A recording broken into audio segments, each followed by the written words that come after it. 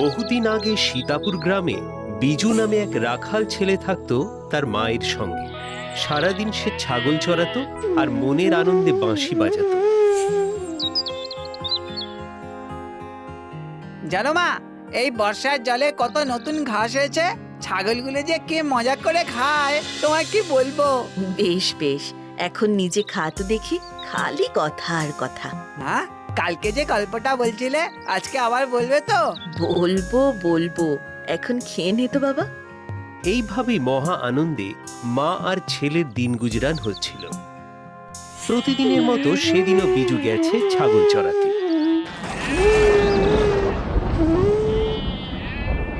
আকাশে মেঘ করেছে, বৃষ্টি নামবে। কালি, বেলা, এই চান্দু, পুটি, কোথায় গেলি? আয় আয়। বিজুর ডাকে ছাগলগুলো একে একে বিজুর কাছে চলে আসে। আসে না শুধু কালি।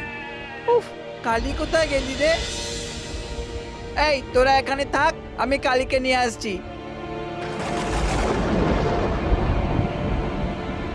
কালি, কালি।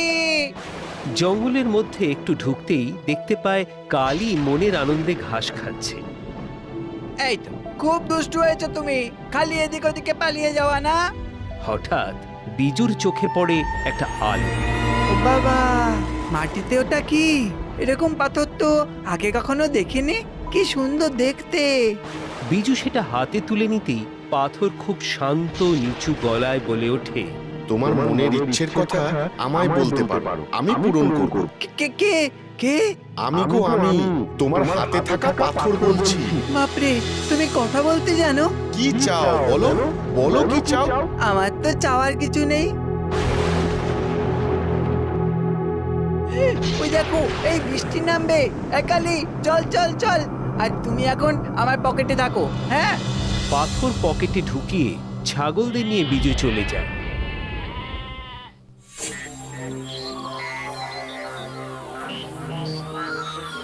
এই যে বৌমা, বলছি তোমাদের ধার বাকিটা এবার মেটাও। আর কতদিন ফেলে রাখবে? হ্যাঁ, মানে ছেলেটা একটু বড় হয়ে যাক, ভালো কাজকর্ম করুক, তখন ঠিক মিটিয়ে দেব। আর কিছু সময় দিন মোড়ল মশাই। খুবই মুশকিল, অগত্যা। তোরা আজ এত দেরি হলো? আর বলো না মা, কালিটা ঘাস খেতে খেতে জঙ্গলের ভেতরে ঢুকে গেল, তাই তো ওকে আনতে গিয়ে দেরি হলো। আচ্ছা মা, আমাদের কি চাই বলো তো? ও মা, কি আবার চাই? কিচ্ছু না, তুই খেতে বস, আমি সেটাই চাই। আমাকে পকেট থেকে বার করো। এই দেখো, তোমার কথা তো ভুলেই গেছিলাম। বলো বলো এবার কি চাও? শুনলে না, মাও বললো তো আমাদের কিচ্ছু লাগবে না। আচ্ছা, তোমাদের কুড়ে ঘরটা যদি পাকা করে দিই? এই না না, তাহলে তো চাঁদের আলো ঘরেই ঢুকবে না। আর যদি অনেক অর্থ দিই যাতে তোমাকে আর ছাগল চড়াতে না হয়? ও মা, তাহলে আমার এই কালি, বেলা, চান্দু, পুঁটি এদেরকে কে খাওয়াবে? হ্যাঁ, কে দেখবে ওদের? মোড়লের ছেলে ঘোতন পিছনে গাছের আড়াল থেকে লুকিয়ে সবটা দেখে আর শোনে। তারপর দৌড়ে গিয়ে খবর দেয় তার বাবাকে।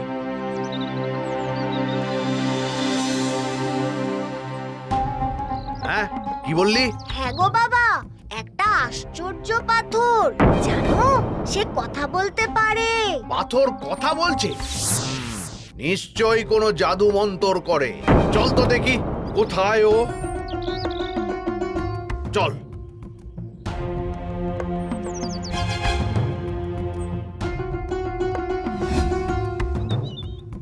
বিজু, বিজু, বৌমা, এই তো, বার কর, এক্ষুনি বার কর। কি জেঠু? জাদু পাথর, যা দিয়ে তুই গ্রামের সবার ক্ষতি করতে চাইছিস। ক্ষতি? না না, আমি কারো ক্ষতি করতে চাই না, বিশ্বাস করুন। একে একে গ্রামের অনেকে এসে জড়ো হয় সেখানে। আর এই কথাবার্তার মাঝেই ঘোতন ভিতরে গিয়ে খুঁজে নিয়ে আসে সেই পাথর। বাবা বাবা, এই যে দেখো, এই যে পাথর কথা বলছে, আমার ইচ্ছে পূরণের কথা বলছে। তোমার মনের ইচ্ছের কথা আমাকে বলতে পারো, আমি পূরণ করব। আমায় একটা বড় খেলার ব্যাট দাও।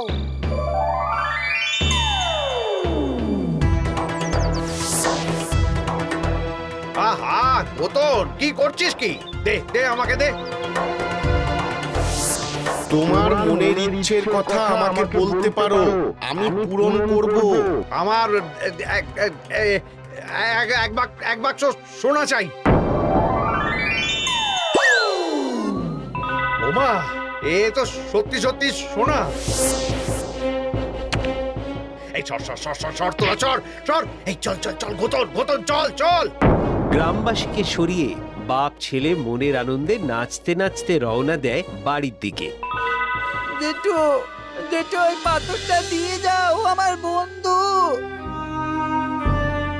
কি হয়েছে? কি হয়েছে রে বিজু? ও মা, ওরা আমার পাথরটা নিয়ে চলে গেল। কিসের পাথর? কোথায় পেয়েছিলি? ওই তো জঙ্গলে।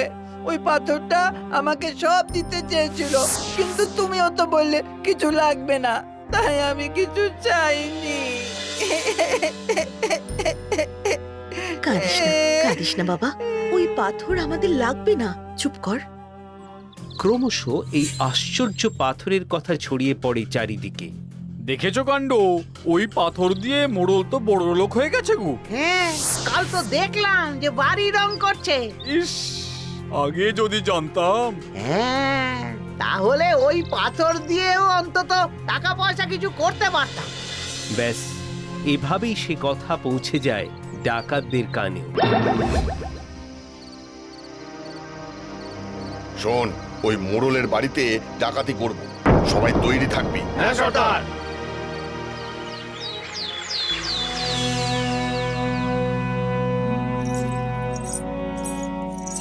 এই দেখো দেখো, এটা পরে আমায় কেমন লাগছে দেখো তো।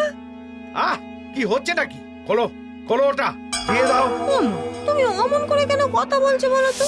এই সোনা দানা টাকা পয়সা পেয়ে না তুমি মানুষটাই কেমন যেন বদলে গেছো। আহ, এই ছেলেটাও হয়েছে তেমন। যাও যাও, বাইরে গিয়ে খেলো। বাবা, তুমি আমাকে আগে এমন করে বকতে না তো।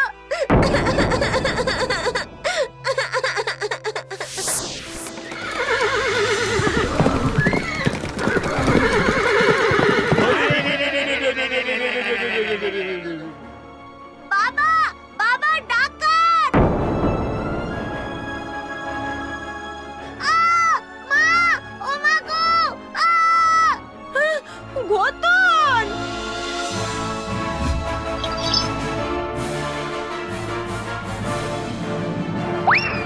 ডাকাত!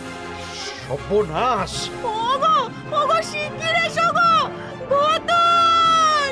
কোথায় গেলে তুমি? এদিকে এসো না গো! ওরে ঘটন রে! না না, যে করেই হোক এগুলো লুকিয়ে ফেলতে হবে। কোথায় লোকাবি? এই তোরা এদিকে আয়, নিয়ে যা সব। ডাকাতরা চলে যেতে একে একে গ্রামবাসী এসে জড়ো হয়। বউয়ের কান্না শুনে বেরিয়ে এসে মোড়ল দেখে ছেলে মাটিতে পড়ে আছে। ওগো, ওগো, এ কি হলো গো? ঘটন! এই ঘটন! ঘটন! সব লোভের ফল। এই জন্যে বলে বেশি লোভ করো না। কিচ্ছু হবে না, কিচ্ছু হবে না। পাথর পাথর মোড়ল দৌড়ে ঘরে যায় ও পাথর নিয়ে আসে। পাথর পাথর, কথা বল, কথা বল, আমার ছেলেকে সুস্থ করে দে। পাথর পাথর। কিন্তু পাথর যেন নিশ্চুপ, সে কোনো কথা বলে না। এই এই তোমরা একটু দেখো না, একটু দেখো, যদি যদি পাথর কথা বলে। নাও নাও নাও নাও নাও নাও নাও না নাও। সবাই সরে সরে যায়, কেউ পাথরে হাত দেয় না। সব সব তোমার লোভের ফল, জানো তো? ওগো, ওগো, তুমি এক্ষুনি বিজুকে ডেকে আনো। বিজু! এই বিজু! বিজু!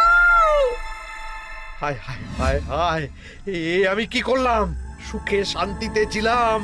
লোভ লোভ লোভ, এই পাথরের জন্য আমার সুখ শান্তি সব গেল, সব। আমার আমার একমাত্র চোখের মনি আজ সেও।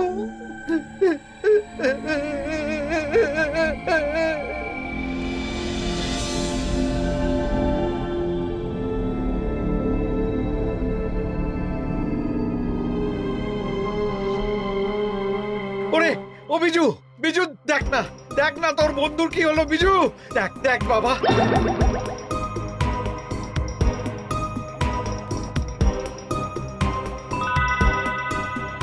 তোমার মনের ইচ্ছের কথা আমাকে বলতে পারো, আমি পূরণ করব। পাথর পাথর গতনকে সুস্থ করে দাও।